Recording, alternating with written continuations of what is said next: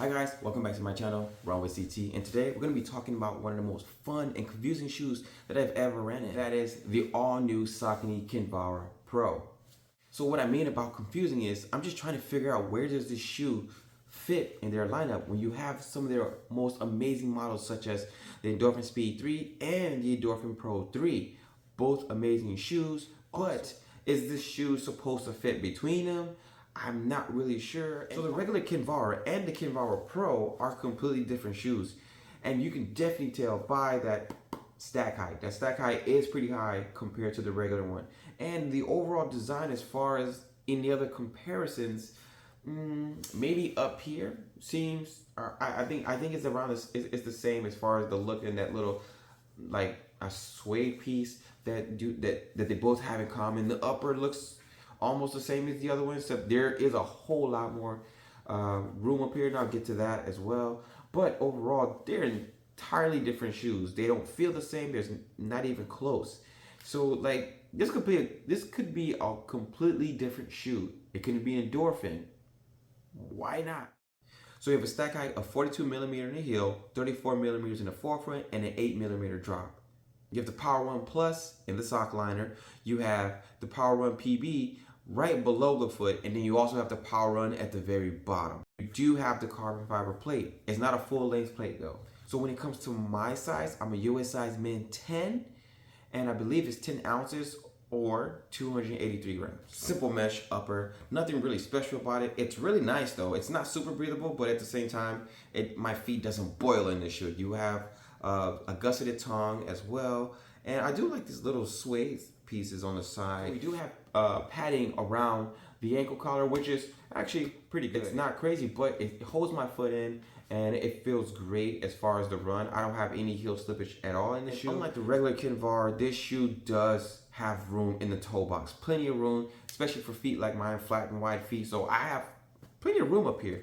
My toes doesn't smash against the sidewalls of the shoe at all. It just feels great, and I don't really have any complaints as far as up here. Nothing bad to say at all when it comes to that.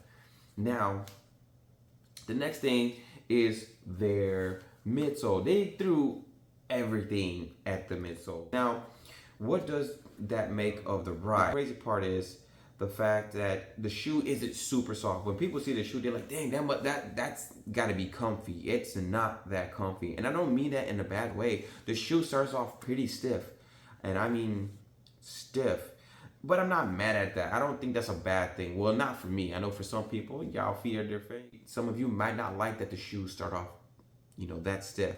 But over the time of running in the shoe, I've accumulated quite a bit of miles on the shoe.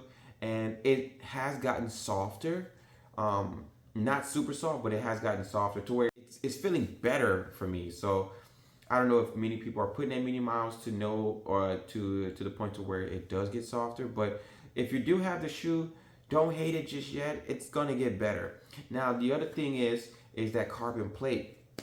You do have that carbon plate down there. Now the weird part is up front, it doesn't give you that springiness like you would get like in Endorphin Pro 3s or even in the Endorphin Speed 3s. Even though it's just a nylon plate, I still feel a great deal of pop in those shoes. I just want to keep going and going and going. Now this shoe, it is on the heavier side, so in the beginning the shoe kind of just felt heavy to me, and that's because it was stiff. I could barely feel the plate, but over time, like I was saying, the shoe does get softer, and when I wanted to pick up the pace, really gunning for it.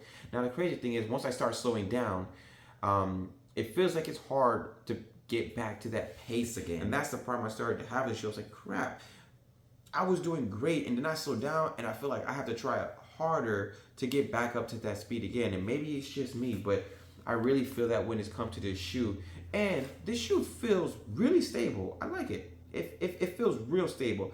I did not feel at all that like, oh, I'm gonna get to a point to where I'm gonna roll my ankle, and if I turn this corner fast, that it's done. I'm gonna be sitting at home for a really long time. Never felt that at all.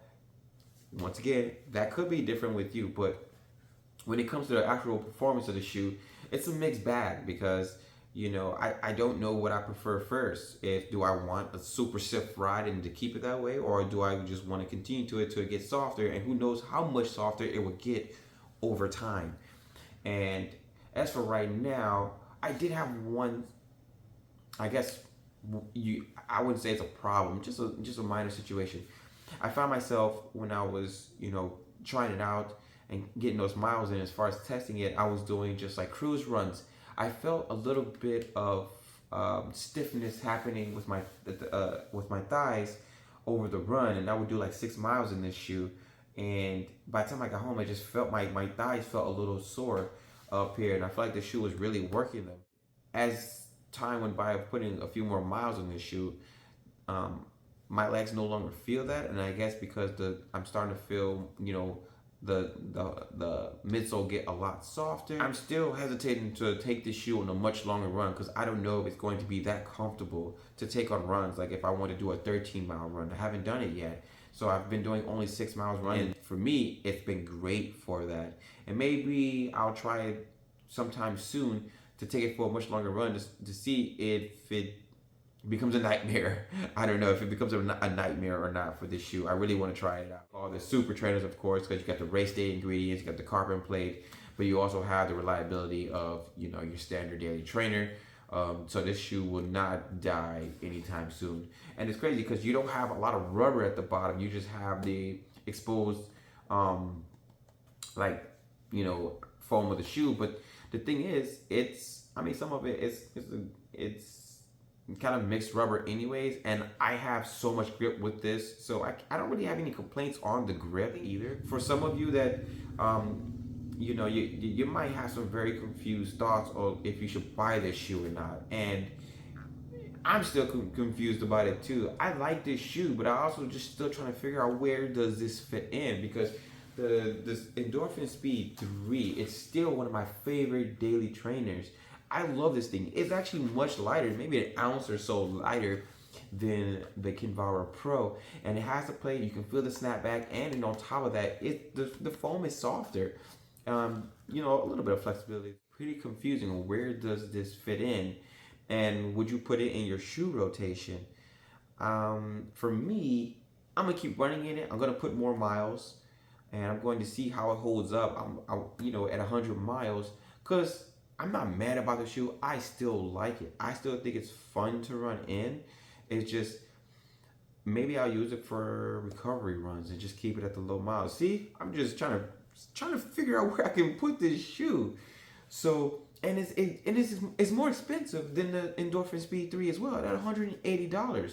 So that's the other thing, is it's more expensive, but it doesn't perform as well as the Endorphin Speed 3 for a super daily trainer.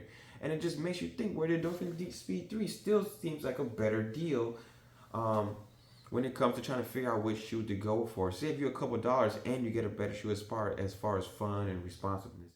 So like and subscribe, please. That really helps out a lot with the channel. Follow me on Strava, Run with CT, Instagram, Run with CT, and I do post daily. So until then, thank you guys once again, and I'll see you next time.